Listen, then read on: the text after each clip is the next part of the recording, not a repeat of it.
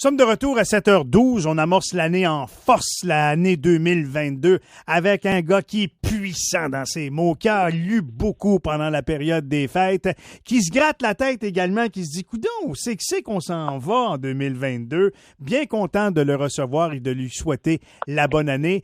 Maître Frédéric Bérard, comment ça va, mon Fred? Très réciproque, Michel. Vraiment content d'être là. Ça va super bien. Vous autres aussi? Tout le monde est en forme? Oui, mieux. Oh! Mieux. Nous sommes l'équipe des Covidiens. 3 membres sur 4 de l'équipe du matin ont eu la COVID pendant la période des fêtes.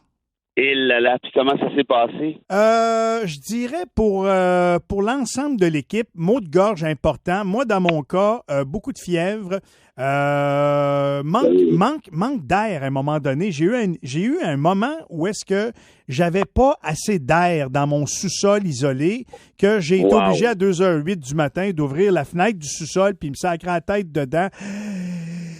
Wow! Oui, j'ai vécu ça. Mais... Tout ça après 2 vaccins, imagine si t'en avais pas eu. Oui, ben c'est exactement ça. Puis là, tout est dans la pudding, hein? Le détail est dans le pudding. Fait que là, maintenant, est-ce que le gouvernement va reconnaître que j'ai eu la COVID, même si j'ai pas fait de test PCR, parce que c'est des tests rapides dans mon cas, je n'étais pas capable d'avoir de rendez-vous, et ou si je vais aller me prendre une 3e dose dans un mois. Tu sais, c'est un ou l'autre. Voilà. Ah, ben ça, faut demander un ratio, faut pas être pressé. Ben, c'est ça.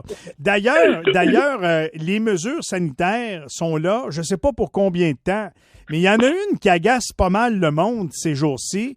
Il y a 2 affaires. 1, le couvre-feu, ça n'a pas plu au monde, puis pas pantoute. Puis 2, là, on parle d'élargir l'utilisation du passeport vaccinal. Écoute, c'est sûr que c'est rock'n'roll, puis en même temps, on en a parlé à ton show à plusieurs reprises, tu te souviens, en novembre, décembre. Le gouvernement a décidé, à partir de quoi? Le début mi-décembre, c'est beau, tout est réglé, c'est correct, on va vacciner les enfants de 5 à 11 ans, puis le party recommence. On a repermis les karaokés, tu te rappelles, en toute la patente, c'était parti pour la gloire. François Legault, le 29 novembre, nous disait qu'on allait avoir un beau party de Noël à 25. Il nous a dit ça le 10. Ah, ben là, on va peut-être le faire à 20, mais on va avoir un beau Noël. Mais on le savait, là, parce qu'en Europe, c'était parti en fou. Aux États-Unis, on n'en parle même pas. C'est parce que Einstein disait la définition de la stupidité, là, c'est de faire toujours la même affaire puis s'attendre à des résultats différents. Or, les 4 premières fois, la vague est partie d'Europe, puis on l'a eu en pleine dent, ça a pris quelques semaines. Et là, Omicron était déjà ici quand François Legault nous disait ça, là, qu'on allait avoir un beau Noël à 20 puis 25 personnes. Donc, ça pour dire qu'on a couru après, on a cherché le trou. Et là, aujourd'hui, ben là, tu vois le nombre de cas. C'est absolument spectaculaire. Puis ça, c'est sans compter les cas qui ne sont pas comptabilisés, peut-être par exemple le tien, et combien d'autres parce que les tests ne sont pas disponibles. Donc, est-ce qu'on est vraiment à 14, 15, 16 000? On est plutôt à 20, 25, 30, 35? On pense qu'on est probablement autour du entre 20 et 25 quotidiens nouveaux cas de COVID Omicron. Oui. Écoute, ça commence à être du monde à la messe. Et là, il faut protéger, pour moi, en tout cas, essentiellement, il faut protéger le personnel hospitalier. Parce que je ne sais pas si tu as vu ça, il y a 2 ou 3 jours, on a annoncé, je pense que c'est le MSSS, si je ne me trompe pas, qui annonçait que dans 2 semaines, donc à l'époque, donc disons dans 10-12 jours, à partir du moment où on se parle, toi et moi, que là, ça va être l'espèce de cataclysme d'un point de vue ressources hospitalières. Qu'il y a encore d'autres employés de la santé qui devraient partir. Ils calculent à peu près 20 000, si je ne fais pas erreur, plutôt que 15 actuellement. Tu vois, moi, j'ai un ami qui est préposé aux bénéficiaires, triple vacciné, il l'a pogné, puis là, il est obligé de commencer à travailler dans quelques jours. Donc, ça pour dire que le gouvernement Legault n'a pas le choix d'adopter des mesures XY. Ça, je comprends ça. Maintenant, est-ce qu'il tire à la bonne place? Puis ça, je suis pas certain. Puis tu vois, moi, j'étais quelqu'un qui était très relax avec, même si je suis constitutionnaliste, très relax avec les premières mesures, en me disant les droits individuels ne sont pas absolus. On en a parlé souvent, toi et moi. Il faut protéger la collectivité. Dans ce cas-ci, les ressources hospitalières, ainsi de suite. Donc, je me suis penché sur la constitutionnalité du couvre-feu en question, du 2e couvre-feu. Puis tu sais quoi, Michel? Je ne mettrai pas l'argent d'épicerie là-dessus parce que c'est toujours un peu audacieux et sensible. Ce genre d'exercice-là, mais quelque chose qui me dit que je suis assez certain que le couvre-feu qui est en place actuellement est inconstitutionnel. Pourquoi il ne le serait pas, lui, puis l'autre l'aurait été avant? Bien, la grosse différence, c'est que le 1er, donc de janvier l'année dernière, c'est à peu près quasiment jour pour jour, essentiellement, c'est que l'année passée, il n'y avait pas de vaccin encore. Donc, par définition, l'État, le gouvernement québécois a dû viser à peu près tout le monde, grosso modo. Ouais. Parce qu'il n'y avait pas vraiment le choix. Aujourd'hui, quand tu es vacciné une fois, 2 fois, puis dans certains cas, 3 fois, tu as fait quand même, je pense, ton effort de guerre. Les chiffres sont là. Tu es beaucoup moins contagieux et surtout, tu es beaucoup moins susceptible de te ramasser à l'hôpital. Alors, une personne qui, mettons, exemple, puis je le prends concrètement, Fred, on va suivre, on va le faire ensemble. Une personne qui aurait 3 doses de vaccin, qui prend sa voiture à 11 heures, qui décide d'aller chercher, je sais pas moi, d'aller faire un tour en quelque part, puis qui se fait appréhender par la police. La police dit, monsieur, vous n'avez pas de raison d'être sorti, le couvre-feu est à 10 heures, remet une contravention. Sous les arguments que moi, j'ai ma protection, c'est démontré scientifiquement que j'ai moins de risques d'attraper la COVID. Je suis seul dans ma voiture. Monsieur le juge, c'est inconstitutionnel qu'on me donne une contravention. Ça n'a pas sa place. Tu penses que quelqu'un pourrait gagner devant les tribunaux? Ben, écoute, il y a ça. Ce que tu viens de dire, moi, je pense que c'est ultra pertinent. Puis si on fait l'exercice de manière un peu plus large, rappelle-toi qu'au premier couvre-feu, on n'avait pas vraiment d'études qui démontraient les impacts positifs ou négatifs. On est allé un peu à vue de nez. Je pense que tout le monde permettait ça. Pas tout le monde, mais une partie appréciable des Québécoises acceptaient ça en disant, le gouvernement fait de son mieux, on essaie des trucs, bon, ça va. Aujourd'hui, donc 1 an plus tard, là, on en a des études. Puis sais-tu quoi? Les études qu'on a démontrent que les effets du couvre-feu sont délétères, ça veut dire toxiques, sont dangereux. Par exemple, pour la santé mentale. Par exemple, pour la violence conjugale. Par exemple, pour la violence familiale au sens large. Pour la violence tout court. Et là, ça, si tu analyses ça plus sérieusement, puis là, je te parle d'études universitaires, là, je te parle pas des trucs au pif comme ça. Ouais. Là, tu peux dire, OK, là, non seulement on viole le droit à la liberté, ce qui semble évident quand tu dis aux gens restez chez vous après 10 heures, pardon, mais aussi, il y a peut-être une violation du droit à la sécurité physique, donc des questions de violence dont je parle, et la sécurité psychologique. Par exemple, notamment chez les plus jeunes, moi j'enseigne à l'université, comme tu sais peut-être, puis ces jeunes-là, on trouve ça excessivement difficile actuellement. Donc, s'il y a une violation de ces droits-là, là, après ça, ce que ça veut dire, c'est qu'il faut passer au 2e test. Et le test en question, c'est quoi?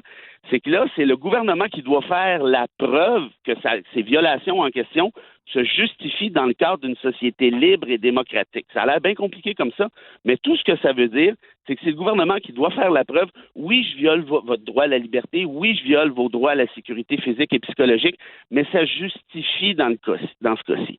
Or, ce test-là, je te le fais rapidement, il est en 4 étapes relativement simples. Premièrement, est-ce que le gouvernement poursuit un objectif qui est réel et urgent? Ici, moi, je pense que oui, il n'y a pas de problème.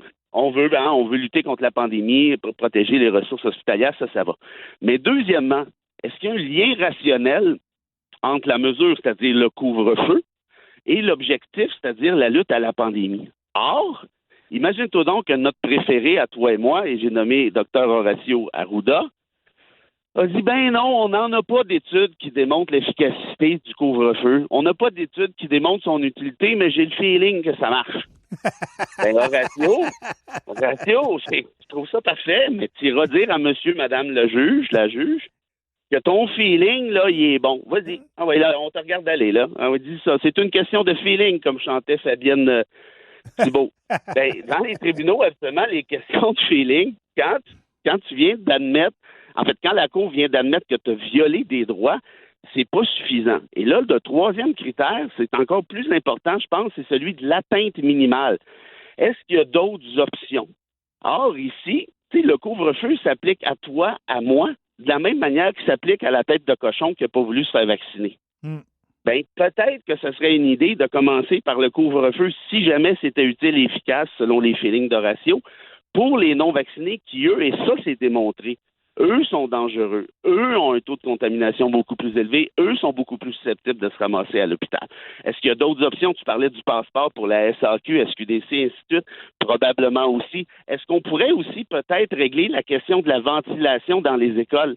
On le sait que les lieux d'éclosion par excellence sont là habituellement. Or, ça fait 2 ans nos écoles ne sont pas ventilées. Imagine-toi, là, on a l'air là, d'un pays de tout croche. On n'est pas capable de mettre des échangeurs d'air qui ont de l'allure.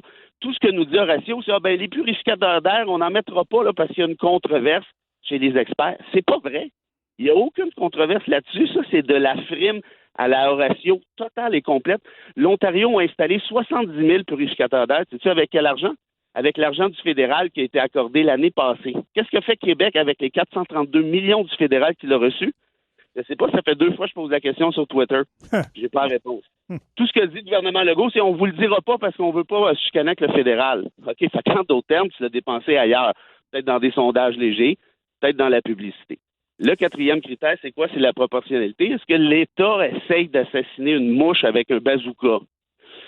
Si tu me dis que c'est pas utile, en tout cas que tu n'as pas d'études pour démontrer l'utilité, l'efficacité, peut-être que oui. Donc, en d'autres termes, je répète, c'est incertain cet exercice-là, puis je veux pas trop me connaître non plus, mais après la petite analyse comme ça, avec les études qu'on a à cette étape-ci, je pense qu'il est probablement inconstitutionnel, ce couvre-feu-là.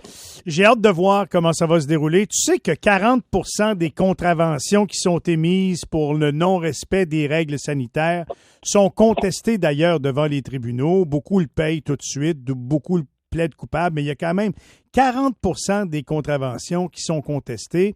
Et j'ai comme l'impression qu'avec les arguments que tu as là, il y aura aussi une contestation devant les tribunaux éventuellement sur certaines règles qui ont été imposées par le gouvernement, dont le couvre-feu. Fait que c'est un débat qui a l'air loin de la réalité quand on est au quotidien. Moi, je pense que même si tu as été doublement vacciné, t'es malade quand tu as la COVID bien souvent. Puis j'en ai une couple de preuves autour de moi.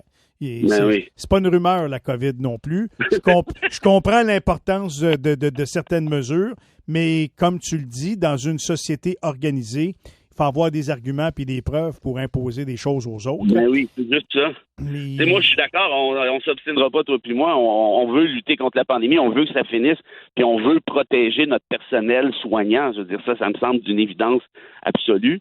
Maintenant, on ne peut pas le faire en sans dessin, n'importe comment, en adoptant des mesures pour le fun d'adopter des mesures non plus. Puis si on veut aller à l'essentiel, ventilons donc les écoles correctement, protégeons les enfants, protégeons les profs, protégeons le personnel. Puis après ça, on verra pour les couvre-feux, mais commençons par l'essentiel. Fred, c'est toujours un plaisir. On va avoir l'occasion, bien sûr, d'y revenir puis d'en parler. Je te souhaite une bonne journée, une bonne année 2022 et au plaisir de te retrouver jeudi sans faute. Avec plaisir, mon ami, puis bonne année à tous les auditeurs et auditrices. On se reparle jeudi. Merci beaucoup. Bye-bye. Salut, bye. 7h25, Maître, le professeur, l'avocat, Frédéric Bérard. 7h25, les nouvelles avec Pierre-Jean. Et au retour, on va recevoir Mark Hamilton, microbiologiste.